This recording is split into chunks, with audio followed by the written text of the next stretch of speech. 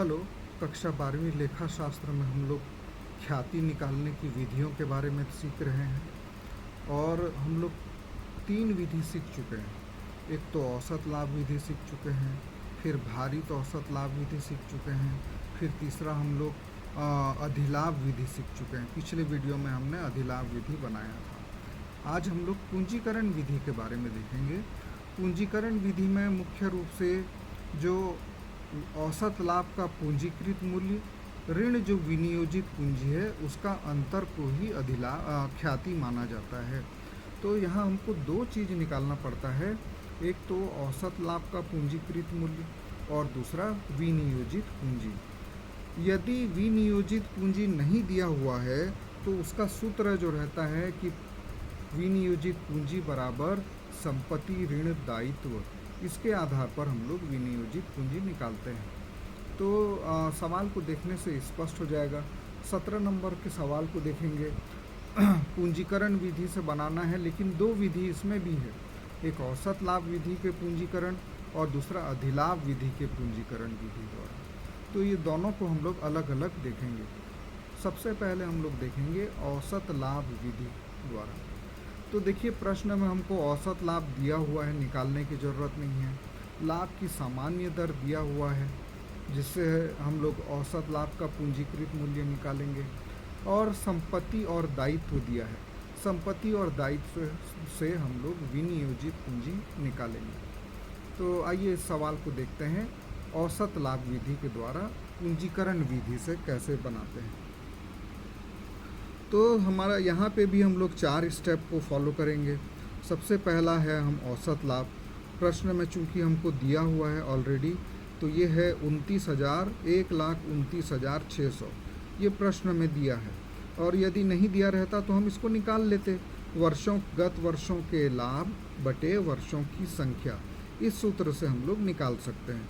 चूँकि प्रश्न में दिया हुआ है, इसलिए हम लोग सीधा सीधा लिख देंगे औसत लाभ बराबर 1,29,600। अब हम लोग आते हैं स्टेप 2 पर। स्टेप 2 में हम लोग निकालेंगे विनियोजित पूंजी कितनी है फर्म की। और विनियोजित पूंजी यदि प्रश्न में दिया है तो अच्छी बात है, अगर नहीं दिया है तो हमको सूत्र के द्वारा निकालेंगे। और विनियोजित पूंजी निकालने का सूत्र है संपत्ति ऋण दायित्व। तो प्रश्न में दिया है संपत्ति 17,46,000 दिया हुआ है, और दायित्व दिया हुआ है 7,20,000। तो संपत्ति ऋण दायित्व करेंगे तो हमारा विनियोजित पूंजी आ जाएगा, और विनियोजित पूंजी आएगा 17,46,000 में 7,20,000 को घटा देंगे तो पूंजी निकल कर आएगा हमारा 10,26,000 रुपया। अब औसत लाभ भी मिल गया है, विनियोजित पूंजी भी मिल गया है। अब हम लोग क्या करेंगे, जो औसत लाभ है हमारा उसका पूंजीकृत मूल्य निकालेंगे। क्योंकि ये पूंजीकरण विधि है, इसीलिए इसका पूंजीकृत मूल्य निकालना ज़रूरी होता है। तो इसका एक सूत्र है, बहुत ही सिंपल है, कि औसत लाभ का पूंजीकृत मूल्य बराबर औसत लाभ गुणित 100 बटे दर। दर यहाँ पर नीचे आ जाता है, इस बात को हमेशा ध्यान रखिएगा।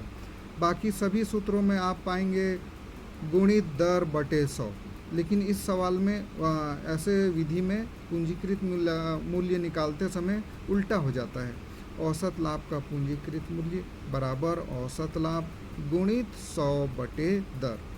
औसत लाभ हमको दिया हुआ है 1,29,600 गुणित 100 बटे दर हमको प्रश्न में दिया हुआ है लाभ की सामान्य दर। दूसरा बिंदु आप पाएंगे प्रश्न में 10%। तो इस प्रकार से 1,29,600 गुणित 100 बटे 10 करेंगे तो हमारा उत्तर आएगा 12,96,000 रुपया। ये हो जाएगा औसत लाभ का पूंजीकृत मूल्य। अब हम लोग आखिरी स्टेप में आएंगे, ख्याति निकालना। और ख्याति इस विधि से, अर्थात पूंजीकरण विधि से ख्याति निकालने का सूत्र होता है औसत लाभ का पूंजीकृत मूल्य ऋण विनियोजित पूंजी। तो इसको हम लोग घटा देंगे, 12,96,000 अभी हम लोगों ने निकाला था पूंजीकृत मूल्य, ऋण विनियोजित पूंजी दूसरे स्टेप में निकाला है 10,26,000 रुपया। तो 12,96,000 में से 10,26,000 हम जब घटा देंगे तो हमको ख्याति मिल जाएगी 2,70,000 रुपया। अब हम लोग देखेंगे इसी प्रश्न को अधिलाभ विधि से पूंजीकरण विधि द्वारा कैसे बनाया जाता है। तो सबसे पहले इसमें भी हम लोग 4 स्टेप का इस्तेमाल करते हैं। पहला स्टेप औसत लाभ जो हमको दिया हुआ है। दूसरा सामान्य लाभ, हम लोग इसको पढ़े थे अधिलाभ विधि में। सामान्य लाभ बराबर विनियोजित पूंजी गुणित दर बटे 100, और हम लोग विनियोजित पूंजी निकाल चुके हैं, संपत्ति ऋण दायित्व बराबर। ठीक पहले स्टेप में देखेंगे हम लोग, दूसरे स्टेप में जो औसत लाभ विधि के दूसरे स्टेप में हम लोग विनियोजित पूंजी निकाल चुके हैं। तो विनियोजित पूंजी हो जाएगी 10,26,000, दर दिया हुआ है 10 बटे 100, और इसको जब हल करेंगे तो सामान्य लाभ हमारा आएगा 1,02,600 रुपया। औसत लाभ भी निकाल चुके हैं, सामान्य लाभ भी निकाल चुके हैं। तो अधिलाभ विधि को ही इसमें हम लोग फॉलो करते हैं। तो अधिलाभ बराबर औसत लाभ ऋण सामान्य लाभ। पिछले सवालों में हमने देखा है औसत लाभ है हमारा 1,29,600 और सामान्य लाभ है 1,02,600। ये दोनों को माइनस करने पर आ जाएगा 27,000 रुपया। ये हमारा अधिलाभ होगा। अब स्टेप 4 में आएंगे, और जो आखिरी स्टेप है ख्याति बराबर, इस विधि से ख्याति निकालने का सूत्र है अधिलाभ गुणित 100 बटे दर। तो हम लोगों ने अधिलाभ निकाला है 27,000 गुणित 100, और दर हमको 10% दिया हुआ है। तो 27,000 गुणित 100 बटे 10 करेंगे तो ये आएगा 2,70,000। ये हमारी ख्याति होगी। अब अधिलाभ विधि से निकाले तो भी 2,70,000, और औसत लाभ विधि से निकाले तो भी उत्तर 2,70,000 ही आएगा। मुख्य बात ये है बच्चों कि आप लोग इस विधि के स्टेप को लिख लीजिए, और जो सूत्र होता है उसको बिल्कुल याद कर लीजिए। बिना सूत्र याद किए ये सवाल नहीं बनते हैं। इसके बाद हम लोग अगले प्रश्न में जाएंगे, 18वां प्रश्न। 18वां प्रश्न को भी हम लोग पूंजीकरण विधि से बनाएंगे। एक व्यापारिक फर्म जिसकी पूंजी 80,000 है, पूंजी दे दिया, हमको कुछ करने की ज़रूरत नहीं है, 80,000 है। औसत लाभ निकाल के हमको दे दिया गया है 9,000 रुपया, कुछ करने की ज़रूरत नहीं है। ऐसे व्यापार का 7.5% लाभ अपेक्षित है। मतलब ये लाभ की सामान्य दर है जो हम लोग पूंजी के आधार पर निकालते हैं। तो अधिलाभ के पूंजीकृत विधि के आधार पर ख्याति की गणना कीजिए। तो इस सवाल को हम लोग देखेंगे। स्टेप 1 में हम लोग औसत लाभ निकालते हैं, 9,000 प्रश्न में दिया हुआ है। उसके बाद सामान्य लाभ हम लोग निकाल लेंगे। औसत लाभ तो दिया हुआ है, सामान्य लाभ निकालेंगे। सामान्य लाभ निकालने का सूत्र आप लोग को मालूम है, विनियोजित पूंजी गुणित दर बटे 100। तो पूंजी यहाँ पर दिया हुआ है 80,000, और दर भी दिया हुआ है 7.5%। तो 7.5 को हम लोग हल कर लेंगे तो आएगा 15/2। सही बटा को जब हल कर देते हैं उसको भिन्न से हटाकर सही बटे के रूप में लाते हैं, तो ये आएगा 15/2 गुणित 1/100।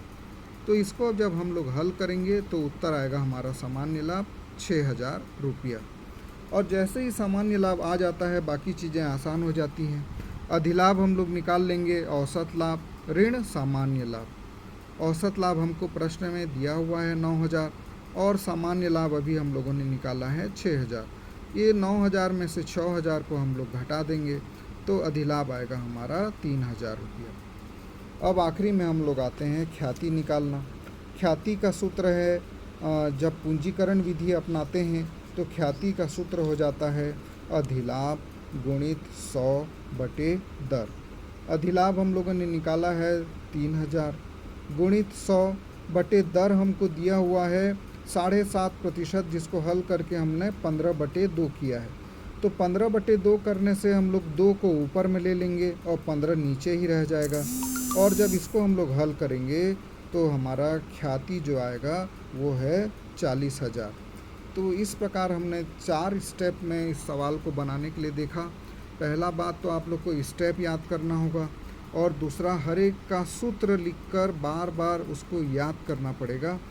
जब तक आप लोग सूत्र याद नहीं करेंगे, ख्याति निकालना बड़ा मुश्किल हो जाएगा आप लोगों के लिए, गलत निकाल पाएंगे आप लोग।